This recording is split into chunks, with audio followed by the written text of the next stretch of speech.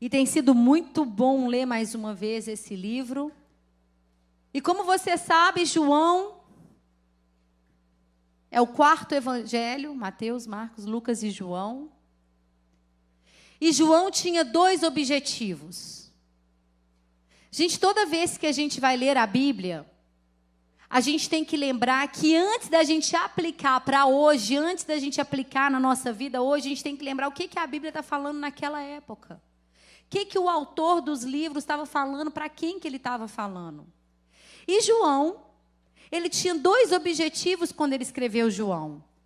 Ele queria, primeiro, mostrar que Jesus é Deus. Gente, isso muda tudo. Porque ninguém nega a existência de Jesus. Ele é uma figura histórica. Porque a Bíblia é um livro de fé, mas também é um livro histórico. Não tem como negar que Jesus existiu. Então, o que eles tentam fazer é falar que Jesus não é Deus. Mas João começa o livro dele falando que Jesus é o Deus Criador. No princípio, era o Verbo. E ele fala que Jesus é Deus, lembrando a Gênesis 1. E depois, a segunda intenção de João é mostrar que Jesus é Deus e ele é o Messias. Ele é o Redentor do mundo, ele é o Salvador do mundo. Ele é aquele que Deus falou lá no Antigo Testamento que enviaria para salvar o povo. Então, primeiro João queria falar que Jesus é Deus, o Criador, e depois ele quer mostrar que Jesus é o Messias. E a gente sabe que em João tem 7 eu sou. E quem é o grande eu sou? Deus. Se você foi no Summer Camp, você sabe que Êxodo 3,14, quando Deus vai se apresentar a Moisés da sarça ardente, ele fala, eu sou Yahweh. Eu sou. E em João, Jesus fala, eu sou o pão da vida, eu sou a luz do mundo, eu sou a porta, eu sou o bom pastor, eu sou a ressurreição e a vida, eu sou o caminho, a verdade e a vida, eu sou a videira verdadeira. E se você quer ir um passo a mais, eu te sugiro que você estude esses 7 eu sou do livro de João, enquanto você lê João. E depois ele vem com 7 sinais de maravilha que Jesus faz, que são sinais que provam que ele é o Messias. Então no livro de João a gente tem quando ele transforma a água em vinho. E você sabe que vinho é um sinal de alegria, de presença de Deus. O primeiro sinal então é Jesus transforma a água em vinho. O segundo é a cura do filho do oficial, porque aquele oficial não era judeu. E no Antigo Testamento eles falaram que Deus vai enviar alguém que vai salvar não só Israel. Depois o terceiro sinal, a cura do paralítico do tanque de Betesda.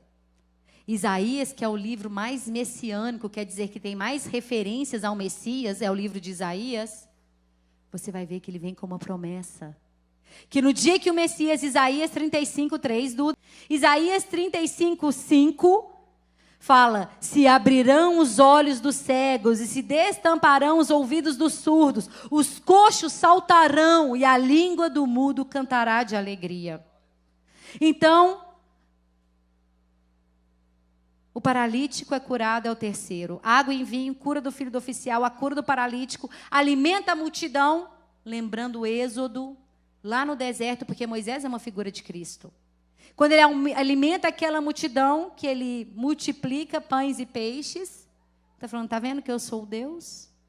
Quem faz cair pão do céu? Deus. Só Deus. Lembra de Êxodo? Lembra quando vocês estavam no deserto e o maná e o pão caíram? Aí tá, sou eu. Vocês me reconhecem agora? Depois ele anda sobre as águas e isso é algo que Deus faz. Coloca para mim Jó 9:8. Em Jó 9:8 a gente vê quem é esse que anda pelo mar, pelas águas agitadas.